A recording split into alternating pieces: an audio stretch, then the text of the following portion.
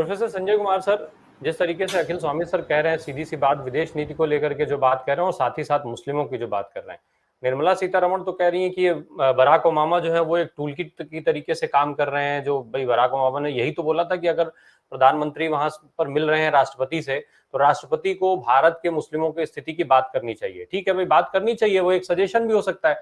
अब इसमें वो टूल किट से लेकर के और पूरा टारगेट ही वो उसी पर चली गई हैं। वो सारी चीजों को छोड़ करके उनका फोकस बराक ओबामा पर हो गया है। तो इस तरीके से क्या वो यूएस विजिट का जो भाई उनको तो बताया रखा इसलिए गया था, भारत उस समय भाजपा मुख्यालय में उनको बैठाया गया था कि आप उपलब्धियां बताइए, तो उपलब्धियां बताने की बजाय वो ओबामा पे फोकस हो गई, ऐसा क्यों?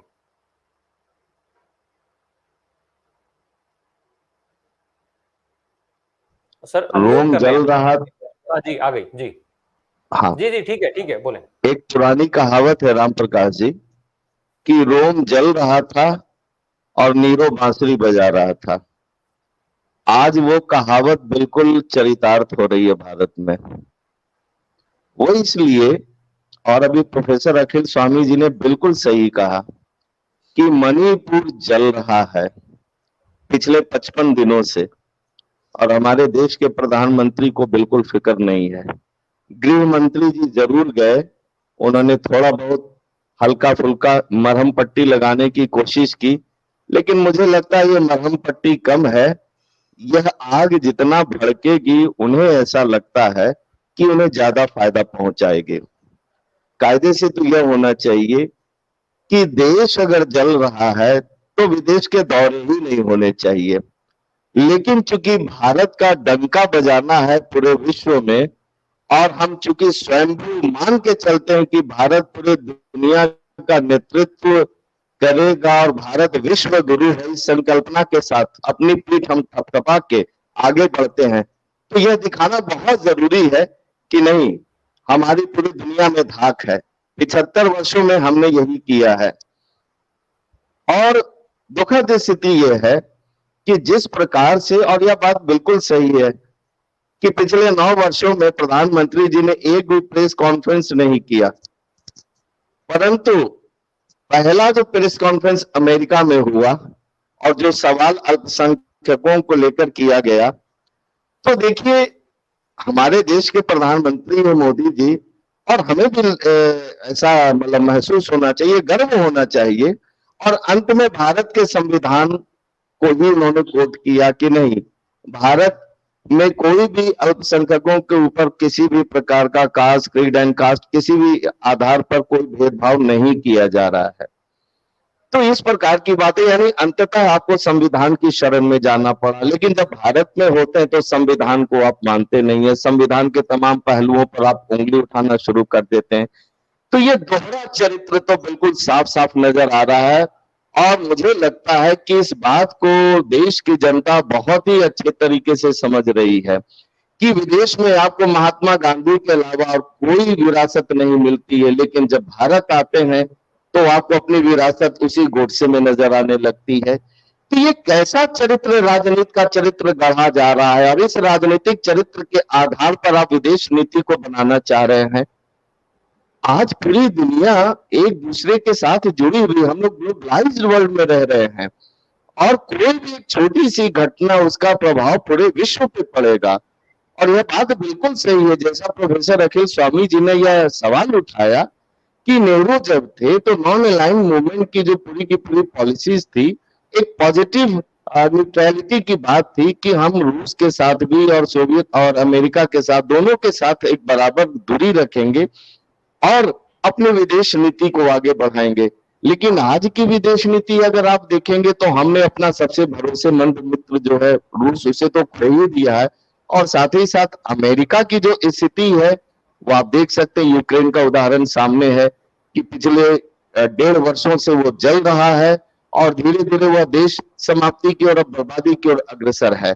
वही स्थिति भारत में अगर आप देखेंगे, मणिपुर में जो हो रहा है, आपको क्या लगता है यह आग सिर्फ मणिपुर तक ही रहेगी? अगर इसको सही तरीके से एड्रेस नहीं किया गया तो इसके भयावह परिणाम होंगे, और बात वही आएगी कि रोम जल रहा था और नीरो बांसुरी बजा रहा था। तो मुझे लगता है कि इस देश में जो हमारे संवैधानिक मूल्य हैं, जो हमारी सनातनी परंपरा है, जो हमारी सभ्यता है उसको धीरे धीरे करके शनय शनय उसको तार तार किया जा रहा है, और एक प्रकार से एक खास वर्ग के खिलाफ जनमानस को तैयार किया जा रहा है, और ये आने वाले समय में इसके भयावह परिणाम हो सकते हैं। मैं इस बात को समझ पा रहा हूँ, देख पा रहा हूँ, कहने में बड़ी दिक्कत हो रही है, लेकिन स्थितियां कुछ कुछ उसी ओर अग्रसर हो रही हैं। हम पहले अपने देश को बचा ले, फिर उसके बाद विदेश नीति पे काम करें तो ज्यादा बेहतर होगा। जी डॉक्टर संजय कुमार सर, जिस तरीके से अखिल स्वामी सर अभी बता रहे हैं सारी चीजों को, भाई डेप्थ को लेकर के तो बड़ी चीज, बाकी दुनियादारी छोड़ दीजिए, इन्हीं का क्या एक बार बार कहता है, जो रिपोर्ट्स आती हैं जब हम लोग पढ़ते हैं तो हर बार जो है प्रति व्यक्ति पे जो कर्ज है वो लगातार बढ़ता चला जा रहा है। जैसे मैं अपने पहले भी एक एपिसोड में बता चुका हूँ इस चीज को, जब हम लोग कर्ज की बात कर रहे थे तो हमारे घर नए बच्चे का जन्म हुआ और उसके अगले दिन ये डेटा आता है, यानी मैं उस समय हमारे घर में यही बात हो रही थी कि हमारे घर में जो बच्चा पैदा हुआ है वो ऑलरेडी 1,20,000 रुपए के कर्ज में ही है। वो उसकी शुरुआत ही कर्ज के साथ हुई है, तो वो कर्ज के साथ पैदा हुआ है इस देश में। तो ये एक बड़ी समस्या है लगातार। सर हम इसमें एक चीज और जोड़ दें, जो अब रोजगार को लेकर के बात हो रही है, अमेरिका कह रहा है कि अब हम भारत के श्रमिकों के लिए वीजा का जो रास्ता है वो आसान कर देंगे। क्या अमेरिका का ये जो कदम है वो भारत में जिस तरीके से दिखाया जा रहा है, वो दिखाया जा रहा है कि भाई एक बड़े रोजगार के लिए दरवाजा खोल दिया गया, लेकिन इसका एक दूसरा पहलू भी है सर, क्या उस पर बात नहीं होनी चाहिए थी कि जिस तरीके से अमेरिका ने रास्ता खोला है, आप अपने यहाँ पढ़ाइए लिखाइए, लोगों को ट्रेंड करिए, उनको काबिल बनाइए, उसकी वो जो काबिलियत का फायदा है वो अमेरिका उठाएगा, अपने यहाँ वीजा देगा, बुला लेगा। आप क्या करेंगे फिर? पढ़ा लिखा करके तैयार करने के लिए केवल आप फैक्ट्री बनेंगे, बाकी जितनी जो सेवाएं हैं, जो भी उसका इस्तेमाल है वो अमेरिका करेगा। यही बनाने का काम करके मोदी जी आए वहां से। देखिए राम प्रकाश जी, जब देश आजाद हुआ था तो उस समय भी यही स्थिति थी और ब्रेन ड्रेन की समस्या थी। उस समय यह बात समझ में आती थी कि भारत में उस समय अवसर नहीं थे और मजबूरन जो स्किल्ड लोग थे उनको बाहर जाकर नौकरी की तलाश करनी पड़ती थी, और भारत की आर्थिक स्थिति बहुत कमजोर थी। लेकिन आज 75 वर्ष हो चुका है और ब्रेन ड्रेन, बजाय इसके कि बाकी देशों से भारत की तरफ लोगों को आना चाहिए, अभी भी हम दूसरे देश का मुंह ताक रहे हैं कि हमें रोजगार मिलेगा। ये बड़ी अजीब स्थिति है भाई। विश्व गुरु हम ऐसे नहीं बन सकते हैं। अगर रोजगार देना, और देखिए मैं फिर कहता हूं कि जो पहला टर्म था मोदी जी का, जिसमें उन्होंने कुछ अच्छी बातें की थी, स्किल इंडिया की जो बात उन्होंने की थी कि हर एक हाथ को एक स्किल्ड हाथ के तौर पर डेवलप करना है, अगर इस चीज को अगर हम बेहतर एक विजन के साथ आगे बढ़ाए होते तो आज भारत का पूरे दुनिया में डंका बजता। एक सिंपल सा एग्जांपल की मैं बात बता रहा हूं, एक सिंपल छोटा सा एग्जांपल है कि भारत में जैसे हलवाई है, जलेबी बनाते हैं, अमेरिका के लोग जलेबी नहीं बना सकते हैं। क्यों नहीं? जलेबी बनाने वाले सारे लोगों को एक सर्टिफिकेट आप दे दीजिए और उसके आधार पर उनको, अगर वो बाहर भी जाते हैं तो माने जाएंगे कि उनके अंदर ये स्किल है। तो इस प्रकार से हजारों काम भारत में है जो विभिन्न प्रकार के क्षेत्र से जुड़ा हुआ है। खादी के हैं, इसके अलावा रोड से संबंधित हैं, इसके अलावा तमाम इंडस्ट्रीज में है। बहुत सारे लोग अनपढ़ हैं लेकिन स्किल्ड हैं, लेकिन उस पर हमने ध्यान नहीं दिया है और बेचारे आज भी वही बेरोजगार की श्रेणी में है। वैसे भी कोरोना के बाद इस स्थिति में बहुत ज्यादा दिक्कत आई है। तो मुझे लगता है कि रोजगार को लेकर पढ़े लिखे और बेपढ़े लिखे लोगों के प्रति एक साफ साफ एक कहीं ना कहीं विजन, एक श्वेत पत्र बनाना पड़ेगा इस सरकार को कि हमारी दृष्टि में हम आगे अगले 5 वर्षों में किस प्रकार से हम रोजगार सृजन का काम करेंगे। तो देखिए, जो रिसर्च ओरिएंटेड काम है, एनईपी के जरिए जो रिसर्च एक ओरिएंटेशन का काम हो सकता है विभिन्न विश्वविद्यालयों में या हायर एजुकेशन इंस्टीट्यूशंस में, वह स्थिति बहुत ही खराब है। खासतौर से जो कॉलेजेस की स्थिति, वो बहुत ही बुरी स्थिति है। श्रम आधारित जो रोजगार की बात है, उसमें आपके पास श्रम का सृजन, ये रोजगार का सृजन हो ही नहीं पा रहा है। तो स्वाभाविक से बात है, नारों में 2 करोड़ नौकरी देने की बात आप करेंगे तो नारों से तो काम चलेगा नहीं, शब्दों से तो काम चलेगा नहीं। हकीकत में इसको जमीन पर उतारना पड़ेगा। और उत्तर प्रदेश कि अगर आप इसे देख लें तो उत्तर प्रदेश में बेरोजगारी चरम पर है, पढ़े लिखे लोगों के पास नौकरी का अवसर नहीं है। तो ऐसे भारत के ज्यादातर राज्यों में स्थिति है। अभी एक बात आई थी और जो बहुत अच्छी बात आई थी कि श्रीलंका और पाकिस्तान को जिस प्रकार से डेट ट्रैप में फंसाया गया और हम्मन टोटा का जो बंदरगाह था श्रीलंका में जो दिया गया था, लीज पर दिया गया था, इवन बांग्लादेश के साथ भी चाइना ने इस प्रकार का संधि की थी, वित्तीय संधि की थी, नेपाल को भी अपने ट्रैप में ले लिया है। तो देखिए खतरे हमारे चारों तरफ से मंडरा रहे हैं चाइना के स्तर पर, और यह जो स्थिति है वो बहुत ही गंभीर है। हम अपने खतरे को बजाय वास्तविक रूप में समझने के अमेरिका की तरफ देख रहे हैं और यह सोच रहे कुछ हजार की नौकरी मिल जाएगी अमेरिका में और भारत का विकास हो जाएगा। यह सोच पे ही बड़ी हंसी आती है। अमेरिका कितने रोजगार दे देगा, कितने भारतीयों को दे देगा?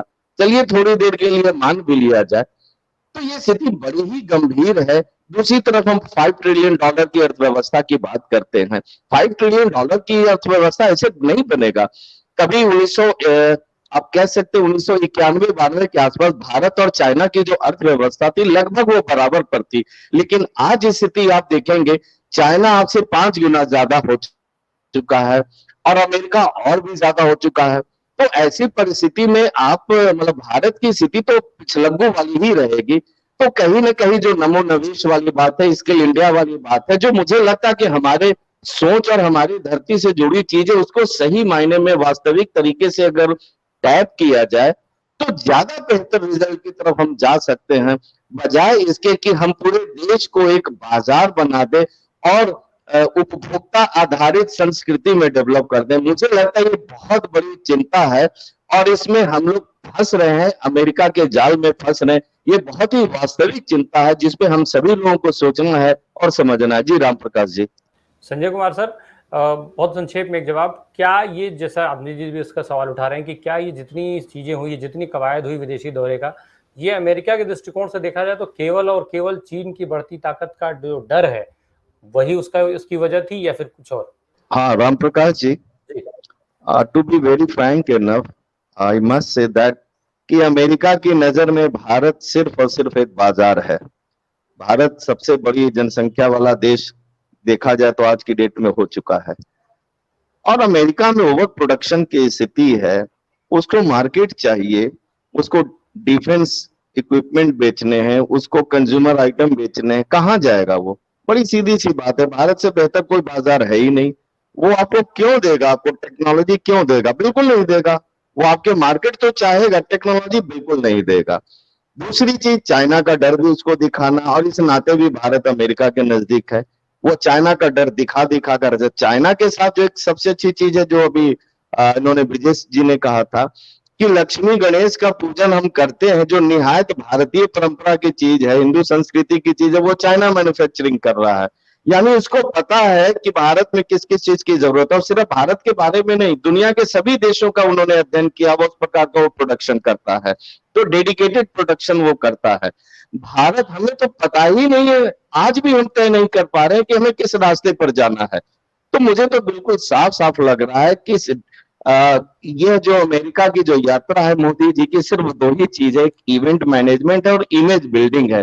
क्योंकि भारत में चुनाव आने वाले हैं और कैसे अपने इमेज को बनाया जाए, बढ़ाया जाए, और इस आधार पर, चूंकि उनको पता है कि देश में अंदर में उनकी स्थिति धीरे धीरे लगातार ठीक नहीं है, लगातार डाउन हो रही है, उनकी पॉपुलैरिटी डाउन हो रही है, इसलिए जहां भी प्रमुख मुद्दे होते हैं उसमें बिल्कुल चुप्पी लगा जाते हैं, एक शब्द नहीं बोलते हैं। और 2024 पे नजर रखे हुए, बिल्कुल सही बात कही थी अभी आत्मजीत सिंह जी ने कि केवल चुनाव को ध्यान में रखकर यह सरकार काम करती है, बस चुनाव जीतना है और उसके बाद देश को विकसित राज्य के तौर पर विश्व गुरु घोषित कर देना। अगर यही उद्देश्य रहेगा तो मुझे हालात बहुत अच्छे नहीं लग रहे हैं देश की। जी राम प्रकाश जी, थैंक यू।